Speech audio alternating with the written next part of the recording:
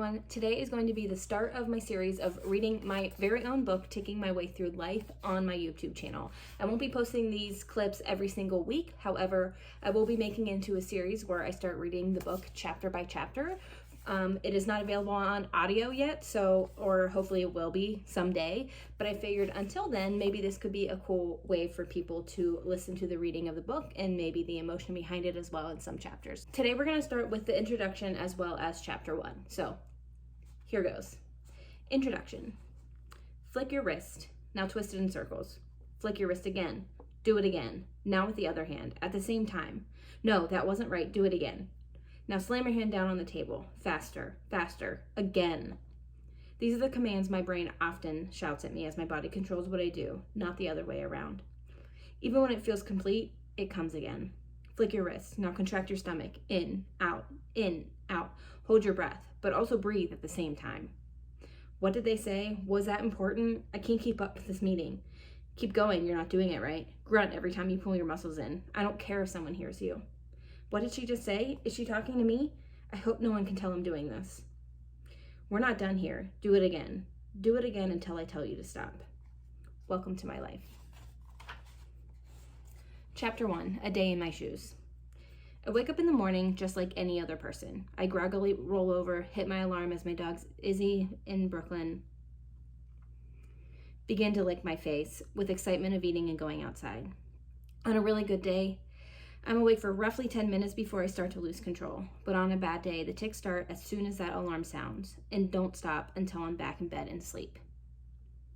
The very first tic that greets me is with my feet. As I walk my dogs outside, my feet start to kick the ground. Once on my right foot, then a circular motion on my left. Then 2 quick kicks back on my right. After that, I start to tic all over again, but this time I start on the left because it has to be even. This continues while I make my way into the house, kicking the whole time, wondering if anyone is up this early watching out of their windows while having their morning coffee. Do I think anyone cares what I'm doing at 6 a.m.?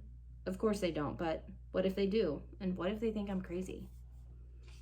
Different objects and different ways of using my body can be a big trigger for me. When I sit down on my couch to eat my breakfast, I get this incredibly uncomfortable feeling all over my body. The urge starts as I feel the cushion of the couch pushing into the curve of my back.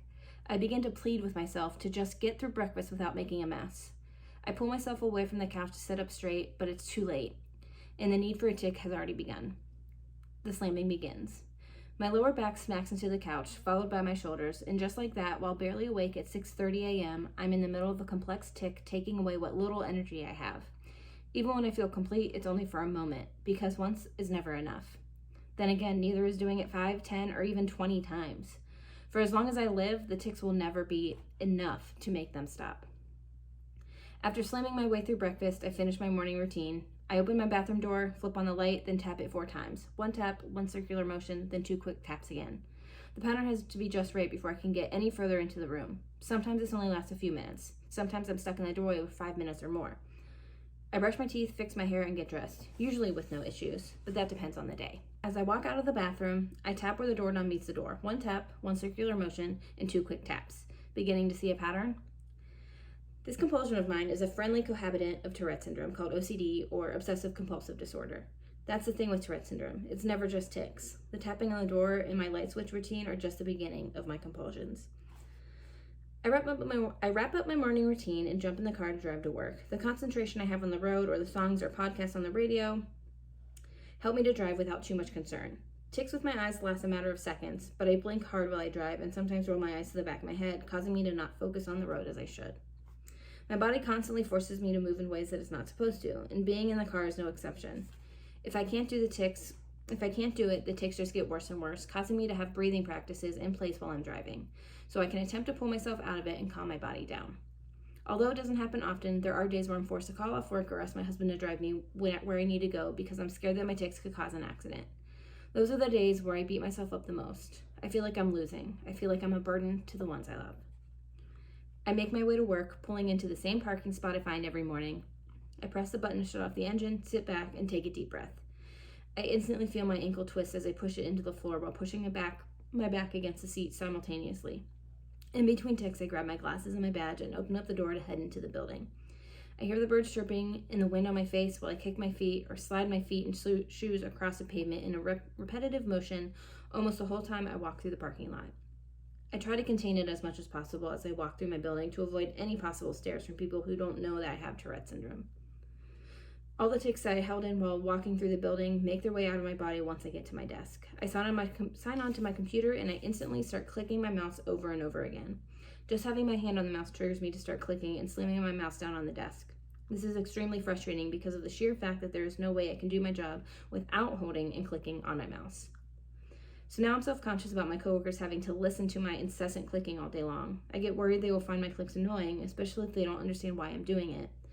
I try to push through as best as possible, all while trying not to let my ticking and clicking get in the way of doing my job. I click my way through the 8 to 9 hour day and go through the same process on my way home as I did in the morning. It's when I get home that the tics start to ramp up and come out in full force because of all the pent-up energy from work.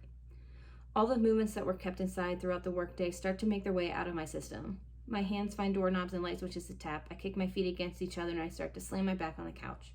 My facial and jaw tics take over while watching TV, causing headaches and jaw pain the following day.